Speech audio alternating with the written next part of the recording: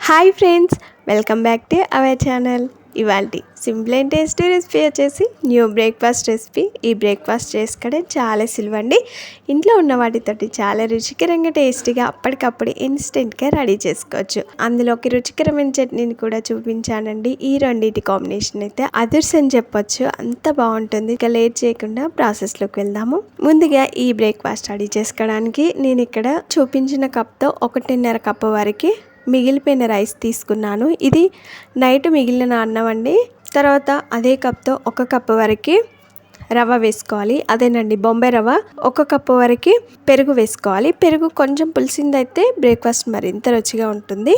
పెరుగు వేసిన తర్వాత ఇందులోనే కొన్ని నీళ్లు పోయాలి. పోసి ఒకసారి స్పూన్తో అంతా కలిసేలాగా బాగా కలుపుకోవాలి. ఇంకొన్ని నీళ్లు పోయాలి. ఫస్ట్ 1 కప్పు వరకు అయితే నీళ్లు తీసుకోవాలి.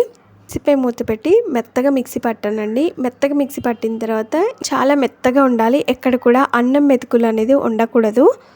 ఇప్పుడు ఈ పిండిని అంతా కూడా మిక్సింగ్ బౌల్లోకి తీసుకోవాలి. ఇలా మిక్సింగ్ బౌల్లోకి తీసుకున్న తర్వాత చూడండి, పిండి ఎంత మెత్తగా ఉందో కదా. ఈ విధంగా వచ్చేలాగా మిక్సీ పట్టుకున్న తర్వాత ఇందులో రుచికి సరిపడా ఉప్పు వేసుకోవాలి. ఉప్పు వేసిన తర్వాత ఒకసారి బాగా కలుపుకొని ఇందులోనే 1/2 టీ స్పూన్ వరకు వంట సోడా వేసుకోవాలి. ఇది ఆప్షనల్ మాత్రమేనండి, వేసుకోకపోయినా కూడా బాగుంటుంది. వేసుకుంటే ఇంకా బాగా వస్తాయి. మనం అప్పటికప్పుడు ఇన్స్టెంట్గా చేసుకుంటున్నాం కాబట్టి వంట సోడాని వేసుకొని ఇంకొన్ని నీళ్లు పోసి ఒకసారి బాగా కలుపుకోవాలి. చూడండి, పిండి అనేది మరీ తిక్కుగా ఉండకూడదు, అలాగని బాగా పల్చగా కూడా ఉండకూడదు.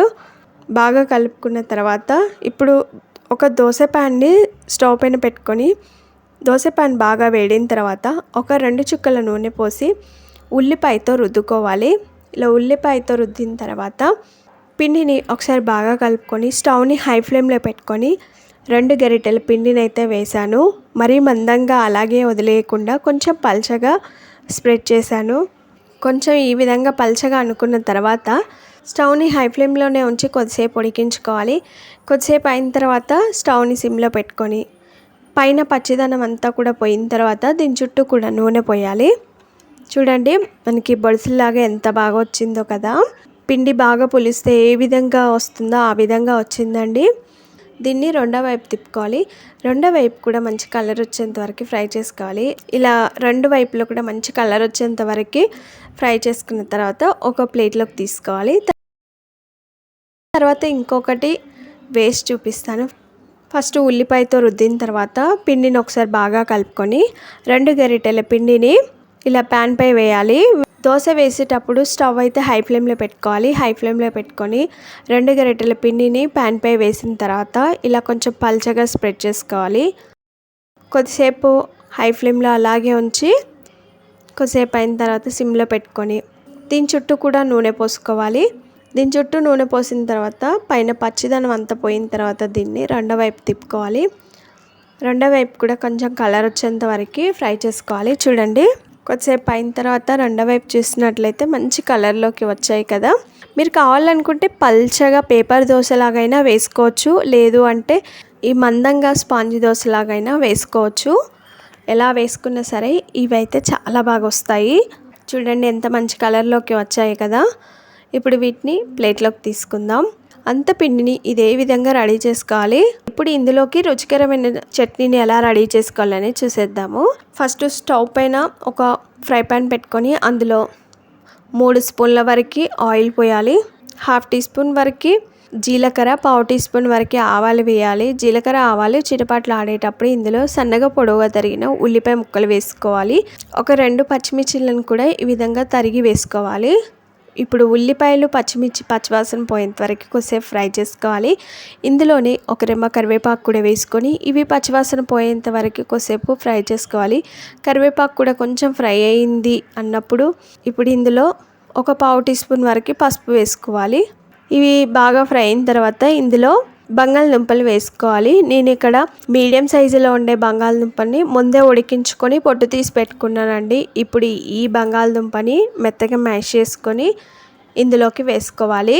బంగాళదుంప వేసిన తర్వాత ఒకసారి బాగా కలుపుకోవాలి. ఈ బంగాళదుంపని కూడా ఆయిల్లో కొద్దిసేపు ఫ్రై చేసుకోవాలి. శనగపిండి నీళ్ళని పోయాలి.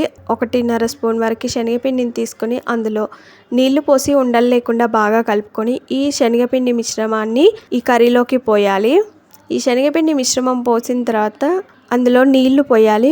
ఒక టీ గ్లాస్తో ఒక గ్లాస్ నీళ్ళు అయితే పోసాను. ఒకసారి అంతా కలిసేలాగా బాగా కలుపుకోవాలి. ఇలా బాగా కలుపుకొని దీన్ని కొద్దిసేపు ఉడికించుకోవాలి. శనగపిండి మనం పచ్చిదే వేసుకున్నాం కాబట్టి పచ్చివాసన పోయేంత వరకు కొద్దిసేపు ఉడికించుకోవాలి. కొద్దిసేపు అయిన తర్వాత ఇందులో రుచికి సరిపడా ఉప్పు వేసుకోవాలి. అది ఉడికి కొంచెం దగ్గర పడుతుందండి. అలా దగ్గర పడేంత వరకు ఉడికించుకొని రుచికి సరిపడా ఉప్పు వేసాం కదా, అంతా కలిసేలాగా బాగా కలుపుకోవాలి. లాస్ట్లో ఇందులో సన్నగా తరిగిన కొత్తిమీరని వేసుకోవాలి. బాగా దగ్గర పడేంత వరకు ఉడికించుకోకూడదండి. మనం చూసారు కదా, ఈ కర్రీ ఈ విధంగా ఉంటేనే బాగుంటుంది. ఈ విధంగా కొంచెం లూజ్గానే ఉండాలి. బొంబాయి చట్నీ అయితే రెడీ అయిపోయింది. దీన్ని బొంబాయి చట్నీ అంటారు, లేదు అంటే పూరీ కర్రీ కూడా అంటారండి. ఇది పూరీలోకి కానీ ఇలాంటి స్పాంజీ దోశలోకి కానీ చాలా అంటే చాలా బాగుంటుంది. ఈ రెండింటి కాంబినేషన్ అయితే అదిరిపోయింది. కావాలనుకుంటే ఈ చట్నీలో లాస్ట్లో ఒక నిమ్మకాయ చెక్కని పిండుకుంటే పుల్ల పుల్లగా భలే రుచిగా ఉంటుంది. చూడ్డానికి ఎంతో కలర్ఫుల్గా, తింటుంటే తినాలనిపించే కమ్మని చట్నీ, అలాగే మెత్తటి దోశలని ఎలా రెడీ చేసుకున్నాం చూసారు కదా. బ్రేక్ఫాస్ట్ రెసిపీ మీకు నచ్చిందా? ఆలస్యం చేయకుండా లైక్ చేయండి, ఫ్రెండ్స్కి కానీ రిలేటివ్స్ కానీ షేర్ చేయండి. కేవలం మిగిలిపోయిన అన్నంతో రుచికరమైన బ్రేక్ఫాస్ట్ రెసిపీని ఎలా రెడీ చేసుకున్నామో చూసారు కదా. మీకు ఈ వీడియో నచ్చిందా? ఆలస్యం చేయకుండా లైక్ చేయండి, ఫ్రెండ్స్కి కానీ రిలేటివ్స్ కానీ షేర్ చేయండి. మీరు ఈ బ్రేక్ఫాస్ట్ రెసిపీని తప్పక ట్రై చేయండి. మీకు ఎలా వచ్చింది, టేస్ట్ ఎలా ఉందనేది కామెంట్ చేయండి. ఫస్ట్ టైం మా వీడియోని చూస్తున్నట్లయితే వెంటనే సబ్స్క్రైబ్ చేసుకోండి. పక్కనే ఉన్న బెల్ సింబల్ని క్లిక్ చేయడం ద్వారా మేము పెట్టే ప్రతి వీడియో నోటిఫికేషన్ మీ మొబైల్కి వచ్చేస్తుంది. Thanks for watching. Bye bye.